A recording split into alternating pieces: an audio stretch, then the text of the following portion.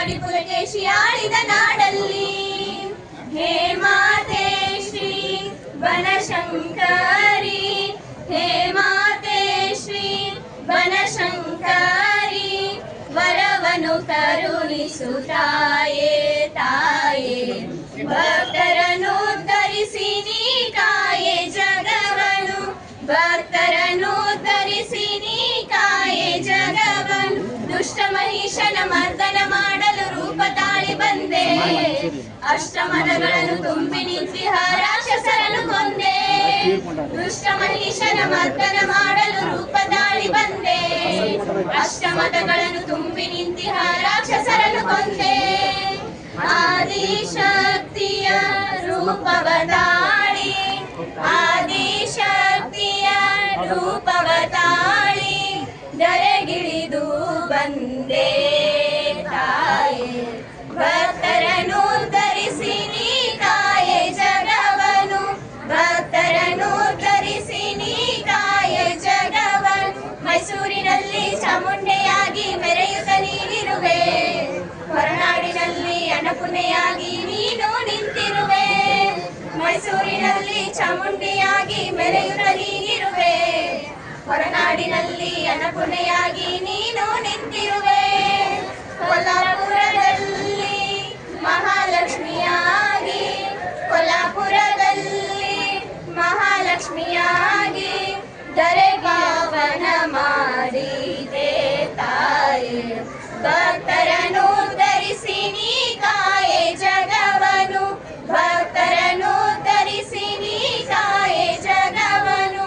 ಶ್ರೀ ಬನಶಂಕರಿ ಶ್ರೀ ಶಾಕಾಂಬರಿ, ಶ್ರೀ ಬನಶಂಕರಿ ಶ್ರೀ ಶಾಕಾಂಬರಿ, ವರವನು ಕರುಣಿಸು ತಾಯೇ ತಾಯೇ, ಭಕ್ತರನ್ನು ಧರಿಸಿ ನೀ ಕಾಯೆ ಜಗವನು, ಭಕ್ತರನ್ನು ಧರಿಸಿ ನೀ ಕಾಯೆ ಜಗವನು, ಭಕ್ತರನ್ನು ಧರಿಸಿ ನೀ ಕಾಯೆ ಜಗವನು. ಬಂದವರು ಅವಂಗೆಲ್ಲ ದೋತ್ರೆಲ್ಲ ಹರಿದಿತ್ತು. ಅವ್ನು ಇದು ನಾ ಕಣ್ಣಾರೆ ಕಂಡಿದ್ದು ಹೇಳತ್ತೆ. ದೋತ್ರೆ ಎಲ್ಲ ಹರಿದಿತ್ತು ಅವ್ರ ತಂದೆಯವ್ರದೆಲ್ಲ.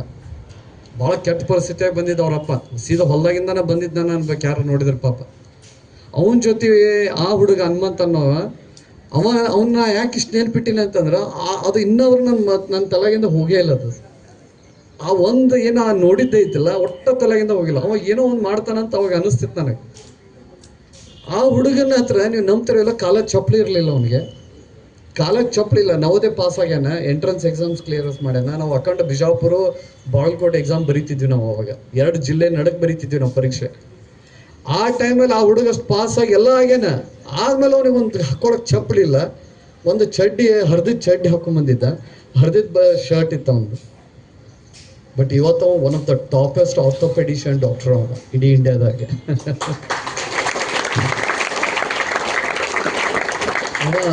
ಆ ಬಡತನ ಅವ್ರಿಗೆ ಗೊತ್ತಿತ್ತು, ಆ ಕಷ್ಟ ಹೆಂಗೆ ಅದನ್ನ ಎದುರಿಸ್ಬೇಕು, ಅದನ್ನ ಹೆಂಗೆ ಮೇಟ್ ನಿಂದಿರ್ಬೇಕು. ಆಕೆ ಹೇಳಿದಲ್ಲ, ಅದನ್ನ ದಾಟಿ ಬರೋದು ಹೆಂಗೆ ಅನ್ನೋದು ಗೊತ್ತಿತ್ತು ಅವ್ನಿಗೆ.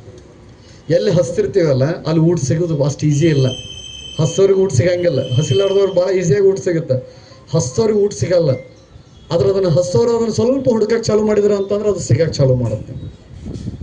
ಈಗ ಅವನು ಹಾಗೆ ಮಾಡಿದ್ದ, ಕಷ್ಟಪಟ್ಟು. ಆಕೆ ಅವ್ರ ತಾಯಿದಾಳಲ್ಲ, ಆಕಿನ ಶ್ರಮ ಭಾಳ ಐತೆ. ನಿಮ್ಗೆ ಯಾಕೆ ನೋಡ್ರಿ ಆಕಿನ ಅಂದ್ರೆ ಆಕಿನ ಶ್ರಮ ಐತೆ ಅದ್ರ ಹಿಂದೆ. ಆಕೆ ಇವ್ರಿಗೆ ಏನು IIT ಕೋಚಿಂಗ್ ಕೊಟ್ಟಿಲ್ಲ, ಅಥವಾ ಮುಂಜಾನೆ ಕ್ಲಾಸ್ ಹೇಗೆ ಕೊಟ್ಟಿಲ್ಲ. ಆಕೆ ಏನು ಹೇಳ ಅಂದ್ರೆ ನಮ್ಗೆ ಭಾಳ ಕಷ್ಟ ಆಯ್ತಪ್ಪ, ಚಲೋತ್ನಾಗ ಓದ್ರಿ, ಇವೆರಡು 3 ಮಾತು ಹೇಳಿರ್ತಾಳೆ. ಇಲ್ಲ ಅವ್ರ ಅದನ್ನು ತಿಳ್ಕೊಂಡಿರ್ತಾರೆ. ನನ್ನ ತಾಯಿ ಮುಂಜಾನೆ ಎದ್ದುಗಳನ್ನ ಆಕೆ ಹೊಲಕ್ಕೆ ಹೋಗ್ಬೇಕು, ಇನ್ನೊಬ್ಬರ ಹತ್ರ ಹೋಗ್ಬೇಕು, ಇನ್ನೊಂದು ಕಡೆ ದುಡಿಬೇಕು, ಇನ್ನೊಂದು ಕಡೆ ಕೆಲಸ ಮಾಡ್ಬೇಕು, ಏನೋ ಒಂದು ಇತ್ತು ಆಕೆ. ಇವತ್ತೆಲ್ಲ ಚಲೋ ಆಗಿರ್ಬೋದು ಕರೆ, ಆದರೂ ಅಷ್ಟು ಕಷ್ಟಪಟ್ಟಿದ್ದನ್ನು ಮರಿಬಾರ್ದಲ್ಲ. ಅದನ್ನು ಅವ್ರ ಮಕ್ಕಳು ತಿಳ್ಕೊಂಡಾರ. ನೀವು ಸತ ನಿಮ್ಮ ಅಪ್ಪಗಳು ತಾಯಿಗಳು ದುಡಿದನ್ನು ನೀವು ಮರಿಬಾರ್ದು. ನೀವು ಎಷ್ಟು ಕಲಿತೀರಿ ಎಷ್ಟು ಬಿಡ್ತೀರಿ ಅದು ಆಮೇಲೆ. ಅದು ನೀವು ಏನು ಸಾಧನೆ ಮಾಡ್ತೀರಿ ಅದು ಅಲ್ಲ ಆಮೇಲೆ. ಮೊದಲು ಏನು ತಿಳ್ಕೊಬೇಕಂದ್ರೆ ನಮ್ಮ ಅಪ್ಪ ನಮ್ಮವ್ವ ಹೆಂಗೆ ದುಡಿಯಾಕತ್ತಾರ ಡೈಲಿ, ಅವ್ರ ಜರ್ನಿ ಹೆಂಗೈತಿ, ಅವ್ರ ಕಷ್ಟ ಹೆಂಗೆ ಪಡ್ತಾರೆ. ಅದಕ್ಕೆ ಒಂದು ಕಡೆ ಒಂದು ದೊಡ್ಡ ಕಂಪ್ನಿ ಅಬ್ರಾಡ್ನಾಗ, ಅಮೇರಿಕನ್ ಕಂಪ್ನಿ ಒಳಗೆ ಅವ್ರು ಅವರು ಒಂದು 3 ತಿಂಗಳಿಗೆ 4 ತಿಂಗಳಿಗೆ ಒಂದು ವ್ಯವಸ್ಥೆ ಮಾಡ್ಯಾರ. ಏನಪ್ಪ ಅಂತಂದ್ರೆ ಅವ್ರ ತಂದೆ ತಾಯಿಗಳು ಹೆಂಗೆ ಫ್ಯಾಕ್ಟ್ರಿ ಒಳಗೆ ಕೆಲಸ ಮಾಡ್ತಾರೋ ಅವ್ರ ಇಡೀ ಕುಟುಂಬ ಬಂದು ನೋಡುತ್ತೆ. ಅದನ್ನು ಇಡೀ ಕುಟುಂಬ ಬಂದು ನೋಡ್ತೈತಂತೆ. ಆ ರೀತಿ ವ್ಯವಸ್ಥೆಯನ್ನು ಮಾಡಿಕೊಟ್ರೆ. ಯಾಕಂದ್ರೆ ನಮ್ಮಪ್ಪ ಏನೋ ಮಾಡ್ತಾನೆ, ನಮ್ಮವ್ವ ಏನೋ ದುಡಿತಾ ಬಿಡೋದು ನೀವು ತಿಳ್ಕೊಂಡ್ಬಿಟ್ಟಿರ್ತೀರ, ಆರಾಮಾಗಿ ಬಂದಿರ್ತೀರಿ ಇಲ್ಲೇ. ಬಟ್ ಅಲ್ಲಿ ಅವ್ರು ಹೆಂಗೆ ಕಷ್ಟಪಡ್ತಿರ್ತಾನೆ ಅಂತ ನಮ್ಗೆ ಗೊತ್ತಿರಂಗಿಲ್ಲ. ಅದಕ್ಕೆ ಆ ಕಂಪನಿಯವರು ಅದನ್ನು ಕಂಪಲ್ಸರಿ ಮಾಡ್ಯಾರ, ನೀವು ನಿಮ್ಮ ಕುಟುಂಬದವರು ನೋಡ್ಬೇಕು, ನೀವು ದುಡಿಯೋದನ್ನ ಅವ್ರಿಗೆ ತಿಳ್ಕೊಬೇಕು, ಅವ್ರಿಗೆ ಅದರ ಅರಿವು ಬರಬೇಕು ಅಂತೇಳಿ. ಅದಕ್ಕೆ ಒಂದು ಕಡೆ ಬರೆದ್ರೆ ಒಂದು ಮಾತು ಹೇಳ್ತೇನೆ ನಿಮ್ಗೆ ನೆನಪಿರ್ಲಿ. ಜೀವನ ಭಾಳ ಚಂದಾಗಿ ಅರ್ಥ ಆಗ್ಬೇಕಂದ್ರೆ, ಜೀವನ ಭಾಳ ಚಂದ ಅರ್ಥ ಆಗ್ಬೇಕಂದ್ರೆ ಒಂದು ಭಾಳ ಒಳ್ಳೆ ಕೆಲಸ ಅಂತ ಏನು ಮಾಡ್ಬೋದು ಗೊತ್ತಾನ?